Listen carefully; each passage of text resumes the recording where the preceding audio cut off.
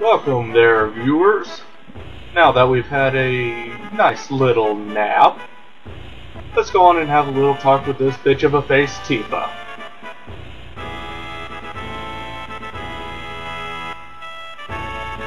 And apparently there's some pretty awesome music going on. Or to be more specific, there's a parade or for someone's honor.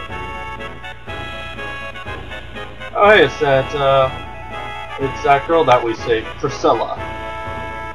Fun stuff. That's okay. We once were soldier selves. And anyways, I think it's impossible to miss this summon materia, so yeah.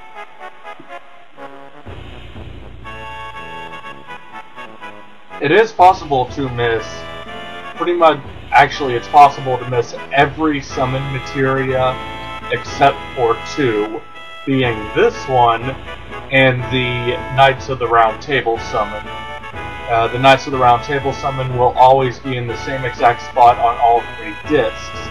Somehow I highly doubt you guys are going to be able to get to the Knights of the Round Table summon on disc 1 unless you use a Game Shark.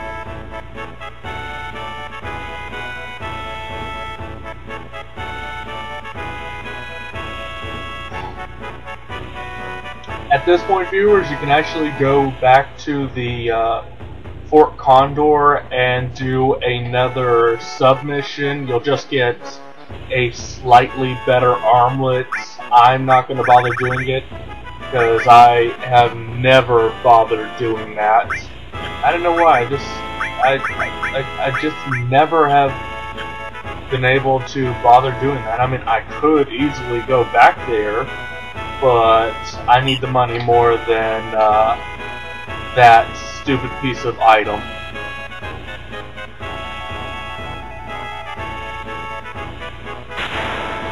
So now we gotta jump on Mr. Dolphin. Oh right, she actually called it Mr. Dolphin at that, I actually forgot. Ah! A gift. Oh, she's given us her slobbered up whistle. Okay then.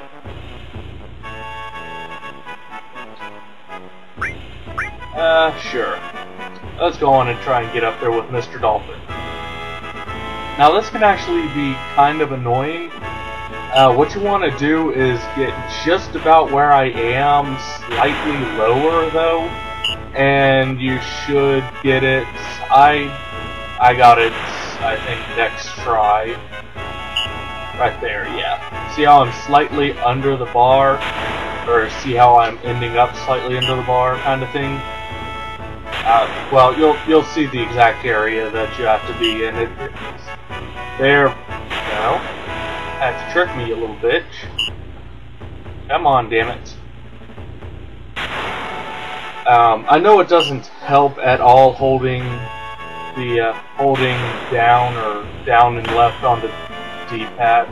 Yeah, if you slam into the electricity, you'll get zapped and end up on the beach again. Forgot I had I forgot I had a lot of problems with this. Ha! Failtage. So let's try this some more.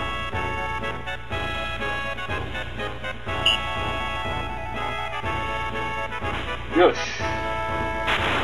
Yeah, but this section can be extremely annoying, or extremely easy, depending on how lucky you get in getting into the right area. I mean, the area is exactly the same no matter what playthrough you have. And card was glitching there. Either way, I got up there. You saw the exact location that you gotta be in, and it's the same exact place every time you start up a game. So, yeah.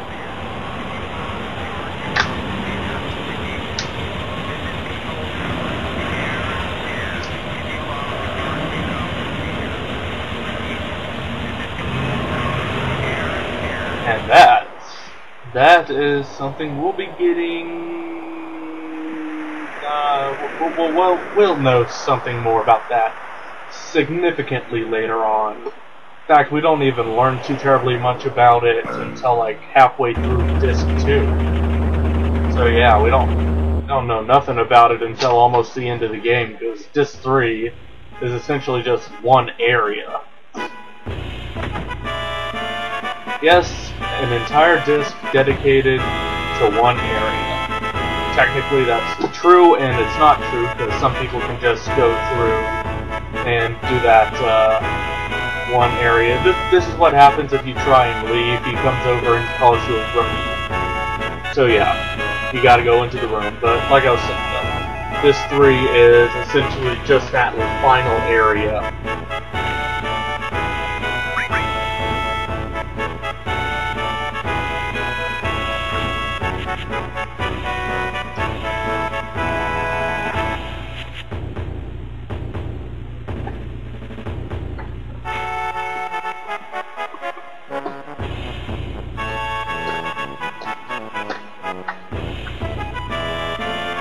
So apparently we've got some marching to do. Luckily, this place is a lot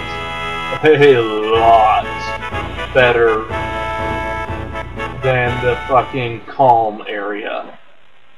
I don't know what it is with Square Enix or Squaresoft in this case, but every time they name something Calm, like the Calm Lands in Final Fantasy X and the Calm area in this game, it always just seems to drag on way too long. Of course, the Calm Lands at least have battles in the Final Fantasy X, which, by the way, eventually I will probably do a Let's Play on it when I actually get the game. Again, that is. Anyways, it's fun stuff. By the way, quick shout out to Build the Game. Thank you very much for having me on your featured channels. I actually did not to be 100% honest, I didn't even expect you to do a co-commentary with me, much less do that. Something to note, viewers, I will be, for the most part, cutting out the save process, because really all it is just hit the friggin' menu button, save, there we go. What we fucking do. Occasionally I'll use a tense if I am low on health or MP or something, but that's really just it's really just it. There's not much to show when I'm saving, and cutting that out cuts out about a minute or so, because this is an old PlayStation game. Now, I am 67% sure if I was playing this on the PS3, which, by the way, as far as I can tell, the PS3 or PSN or whatever has Final Fantasy 7, 8, and 9 for download off of the PSN. I can't say for sure because I don't have a PS3, but I can guarantee, most likely actually, if I do get a PS3, I'm going to be probably getting a copy of the Final Fantasy 7, 8, and 9 on the PS3, just so that way, in case my discs break down, I will have the backups on my PS3 for the time being until I can get new discs. I am a personal big fan of having the having original carts of all the games. Like say there is an HD re-release of what is it? An HD release of Ico and Shadow of the Colossus. While I can't tell the difference between HD or not, or HD and not, basically, if I get the HD remake, I'm of course going to have the original Ico and the original Shadow of the Colossus. You can definitely be guaranteed, though, since I do have original Ico and Shadow of the Colossus, I may do. Well, I know I'm going to be doing a replay of Shadow of the Colossus, because despite being essentially just 16 bosses and no basically, from what I can tell, in the Ico Shadow of the Colossus series, all that fun stuff, Ico is essentially all just regular enemies and no bosses, whereas Shadow of the Colossus is all bosses and no enemies. But either way, these are one of the few games that can actually pull it off well. Like, it doesn't need to have just regular enemies or just regular it doesn't need to have bosses in Ico and regular enemies in Shadow of the Colossus. I don't know, it's hard to explain, viewers. It's one of those things that you gotta play for yourself to know what I'm trying to get at.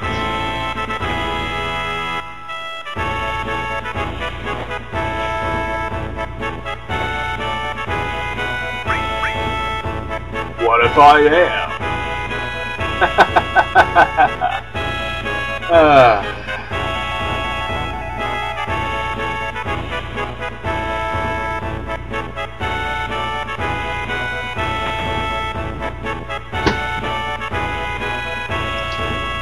So now we get to use the poses. Yeah. Triangle, circle, square, X. There you go. Whatever he calls out, that's what you gotta hit. This section is actually really important because I will be getting what is essentially, I will be getting the third to last weapon for Cloud that I will be fourth to last technically, but I don't use Cloud's ultimate weapon. It is useless to me. Sure, it caps out Cloud's attack and all that fun stuff, but it also has no AP growth, so yeah. Basically, it's, yeah, this is the weapon that I'm going to be getting. You need to get at least 120% morale on it, or you need to get at least 120%. I get well over 200, so I get it easily. But you need to get at least 120% to get this weapon for Cloud. It is one of Cloud's double AP weapons. It will only be swapped out once I make it to Mount Nibble, and that weapon will essentially be my weapon for all the way up until the end of Disc 2. Once I hit Disc 2, or once I hit to, basically once I get to Mount Nibble, I will be switching for a 4-slot double AP weapon. Then once I get to Disc 2, I will be swapping it out for Cloud's triple growth weapon,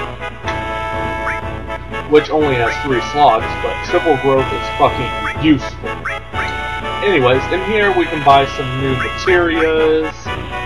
Yeah, I'm gonna go on and not buy anything. I'll do an episode. Actually, since I think I'm showing off where the locations of every materia in the game is, I'm not gonna do what I did my last playthrough and show me grabbing all of the materia, because y'all already know where it fucking is. I'm just gonna grab them and be done with it.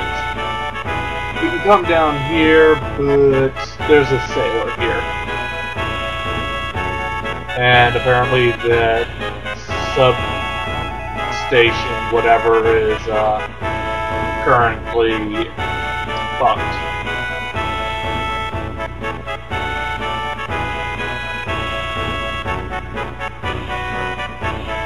Oh hey, this section actually changes depending on if you have Yuffie or not. You saw those 5 people running towards the, well, that X. That will be either 4 or 5 depending on if you have Yuffie at this point. And for the means that since we're getting the date sequence with Yuffie, we're going to want to have Yuffie at this point, because there is a action we can do inside that boat there. Oh hey, there's Nanaki in the back, and he's shaking his head apparently. And he's actually, when you see he's shaking his head and kind of tilting it, he kind of, basically you can tell what kind of timing you have by looking at Nanaki.